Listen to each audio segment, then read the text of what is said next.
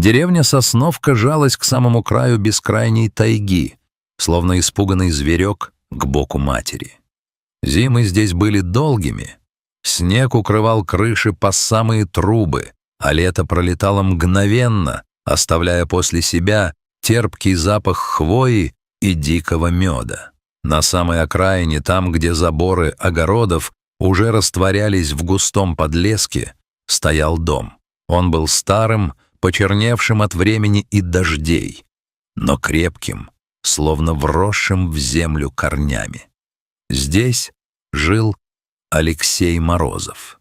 Местные звали его просто Алекс. Это был человек неопределенного возраста. Густая борода с проседью скрывала черты лица, а в уголках глаз залегли глубокие морщины, следы от прищура на ярком снегу.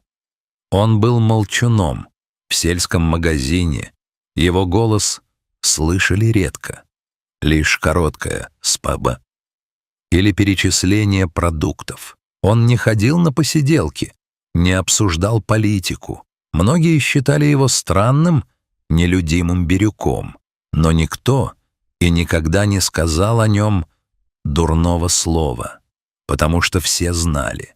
В груди этого сурового с виду человека билось огромное сердце.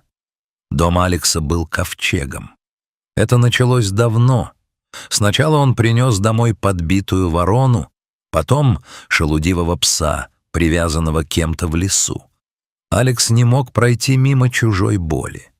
Для него страдание живого существа звучало громче, чем любой человеческий крик. Он лечил их травами, мазями, рецепты которых знал только он, выхаживал, кормил с пипетки. У него жили собаки, кошки, птицы, даже ежи.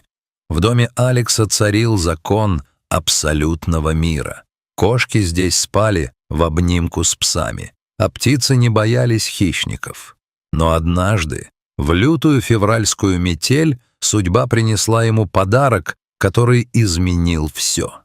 Алекс возвращался из лесу на лыжах.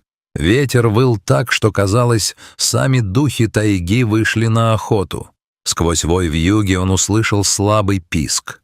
Под корнями поваленной ели, в сугробе, лежал серый комок, совсем крошечный, уже переставший дрожать от холода.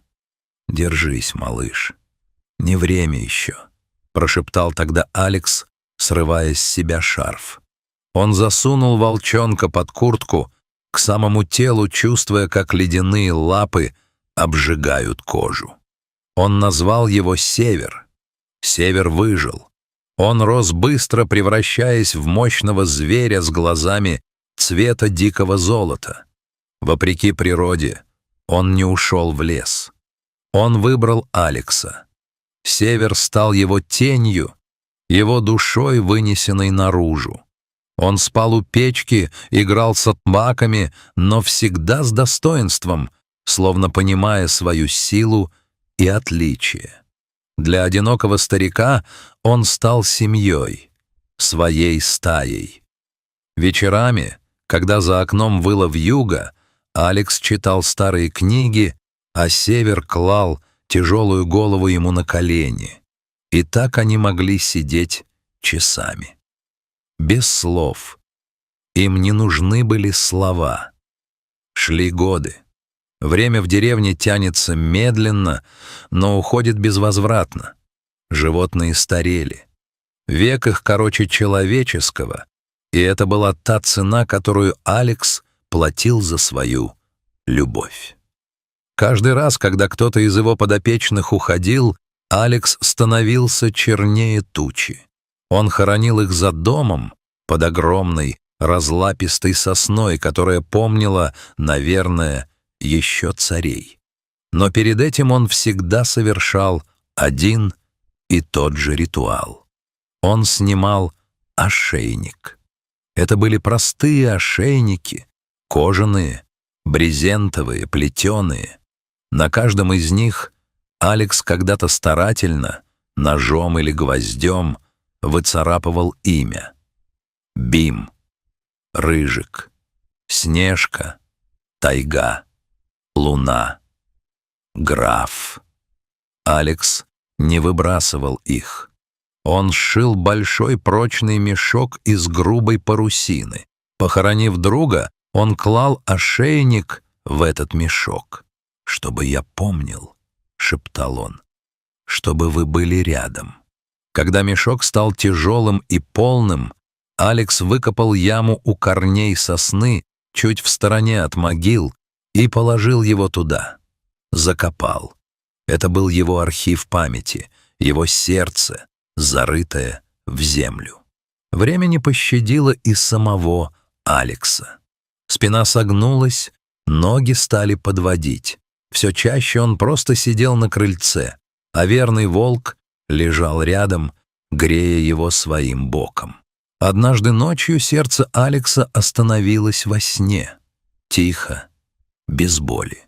Утром соседи нашли его лежащим спокойно, с легкой улыбкой на губах. Север не кинулся на вошедших. Он отступил в угол и издал такой вой, что стекла в окнах задребезжали. Это был не угрожающий рык, а плач. Плач по тому, кто был целым миром. Похороны прошли скромно.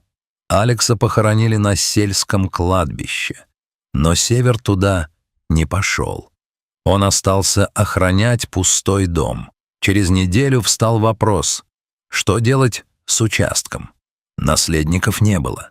Местные власти разрешили разобрать хлам.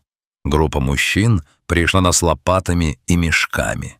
С ними был Марк, молодой сосед, который недавно переехал из города и уважал Алекса за его молчаливую мудрость. Север наблюдал издалека. Он сильно сдал за эти дни. Бока ввалились, шерсть свалялась. Но глаза горели тем же диким, неугасимым огнем. Мужики начали с заднего двора. «Тут под сосной бурьян, надо все расчистить», — скомандовал один. Они начали копать. Лопата звякнула о что-то мягкое. Поднатужившись, они вытянули из земли грязный, истлевший парусиновый мешок. «Тяжелый, зараза», — сплюнул мужик. «Наверное, мусор старик закапывал. Банки консервные или тряпки гнилые. В телегу его, на свалку». И в этот момент серая молния метнулась через двор. Север не выдержал. Он сбил мужика с ног ударом груди и встал над мешком. Грозный, рокочущий рык вырвался из его глотки. Он скалился, шерсть на загривке стояла дыбом. Но если бы кто-то посмотрел ему в глаза, то увидел бы не ярость убийцы, а отчаяние. Он защищал не мешок, он защищал свою семью. Последнее, что у него осталось. «Ух ты ж, зверюга!» Мужики попятились, выставив лопаты, как копья. «Бешеный! Пристрелить его надо, пока не порвал кого». Они кинули в него ком земли. Кто-то замахнулся палкой, ударив волка по плечу. Север взвизгнул, припал на лапу, но не отступил. Он закрывал собой грязный сверток своим телом. «Стойте!» — крикнул Марк, расталкивая остальных. «Не трогайте его! Вы что, слепые?» Он вышел вперед, безоружный. Он не нападает, он охраняет. Марк медленно подошел к рычащему зверю. Волк следил за каждым его движением, мышцы были натянуты, как струны. «Тише, брат, я не обижу. Давай посмотрим, что там, почему это так важно», — тихо говорил Марк. Он присел на корточки рядом со скаленной пастью и потянулся к мешку. Север замер. Он чувствовал, что от этого человека не исходит угрозы. Марк развязал истлевший шнурок. Ткань поддалась. Он вытряхнул содержимое на траву. Звон металла о металл. На земле лежали десятки ошейников. Старых, потертых, выцветших, пахнущих землей и временем. Марк поднял один. На медной бляшке было выцарапано «БИМ». Поднял другой, маленький, с ржавым бубенчиком, «Кнопка». Еще один, широкий, брезентовый, «Тайга». Во дворе повисла тишина, такая густая, что было слышно, как шумит ветер в вершине сосны. Мужики опустили лопаты. Раздражение и страх на их лицах сменились растерянностью и жгучим стыдом. Перед ними лежала история десятков спасенных жизней, вещественное доказательство огромной любви одинокого человека. Это не мусор. Голос Марка дрогнул. Это память. Это его друзья. Север перестал рычать. Он подошел ближе, ткнулся мокрым носом в руку Марка, а затем аккуратно, одними резцами, взял край мешка и потянул его к яме. Люди все поняли без слов. Никто больше не заикался о свалке. Мужики молча подошли и помогли сложить ошейники обратно. Они опустили мешок в землю бережно, как святыню. Закопали яму и обложили место большими камнями. Марк нашел в сарае доски, сбил простой крест.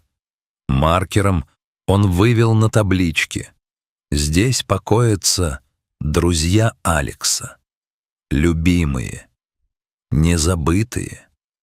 Север подошел к свежему холмику. Он тяжело вздохнул, покрутился на месте и лег, положив голову на лапы. Теперь он был спокоен. Его стая была в безопасности.